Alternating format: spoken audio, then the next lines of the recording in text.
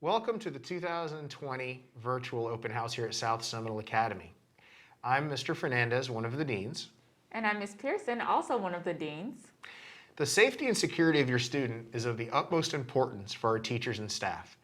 There are many different ways your student can report any concerns on campus. Students can stop by the Positive Support Center or the PSC to see their dean or complete a written statement. Students can also report issues anonymously. We encourage all students to download the free P3 app, even if you are working virtually. This app allows students to report any concerns and threats anonymously. Tips provided will be sent to law enforcement and school administration for investigation. Students can also report any issues anonymously through the Speak Out hotline at 1-800-423-TIPS or online at the speakouthotline.org.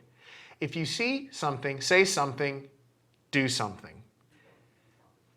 Also, our security here at South Seminole Academy has had some changes. Over the summer, our campus has had a transformation with a focus on safety with additional fencing and gates. This, along with our existing safety and security measures, has made our campus a safe learning environment for all students and staff. Students are also required to wear their student ID on a school-provided lanyard. This is part of the South Seminole Academy dress code policy. Due process. Due process is something that we do in all cases. When any investigation is started by staff, all students are afforded the opportunity to provide a written statement to staff in regard to any incident on campus. Now I'd like to send it over to Ms. Pearson, and she's going to review some other key things with you this evening. Thank you. Just want to talk about a few things that we commonly have to address here on campus, and we just want to make sure that we have the same verbiage across the board, that you as parents and families know the same verbiage that we're using here as staff in case you have to encounter any of these incidents. So first I'll start with bullying.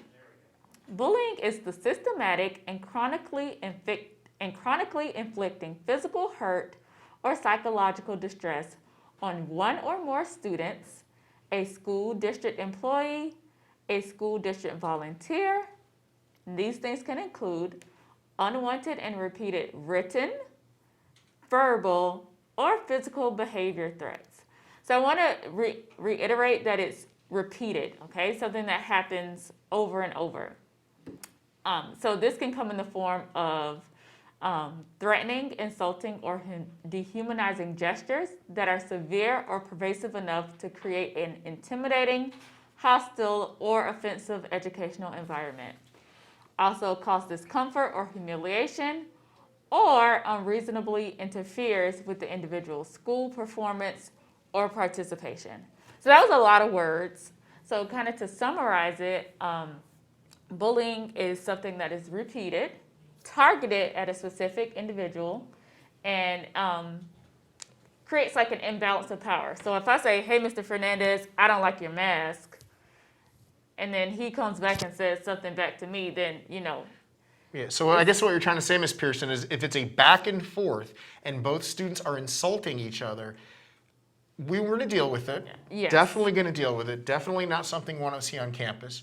There is a vehicle to way to deal with that through our code of conduct. It just does. That's not the definition of bullying. Right. From what I hear, you're saying bullying would have to be a repeated overtime type of situation, Yes. not a one-time incident, Right. whether that be on social media or in person. Right. Oh, great. Okay. So again, as Mr. Fernandez said, we'll deal with it all, but we just want to be very specific on what the definition of bullying is, because we do have our policies in place, so depending on what the infraction is, depends on what course of action investigation we take. Every infraction in the Student Code of Conduct for Seminole County Public Schools has its own investigation procedures. So that's why we want to make sure that we're very clear on what's going on, and words have meaning. So we want to make sure that we're properly addressing any concerns a student or staff or parents may have. Absolutely. All right. So now we'll move on to harassment. So harassment means any threatening, insulting, or dehumanizing gesture, use of data or computer software, written, verbal, or physical conduct directed against a student, school district employee, or a school district volunteer by a student, school district employee, or by a school district volunteer.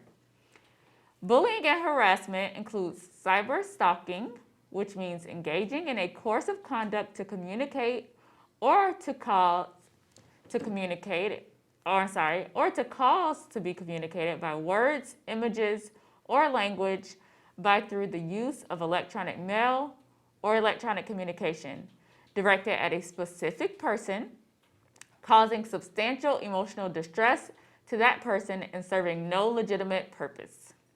Cases of cyberstalking will be reported to law enforcement.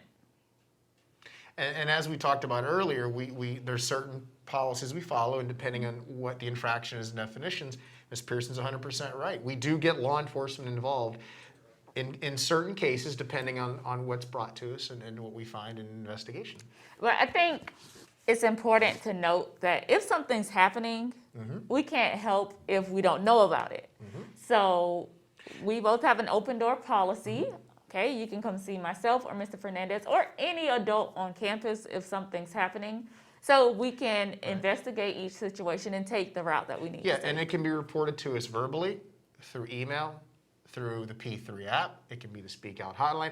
There's various ways we've gone over in this video of how we can do that. So we try to get as many possible avenues for parents, staff, and students to be able to report any issue they might be having.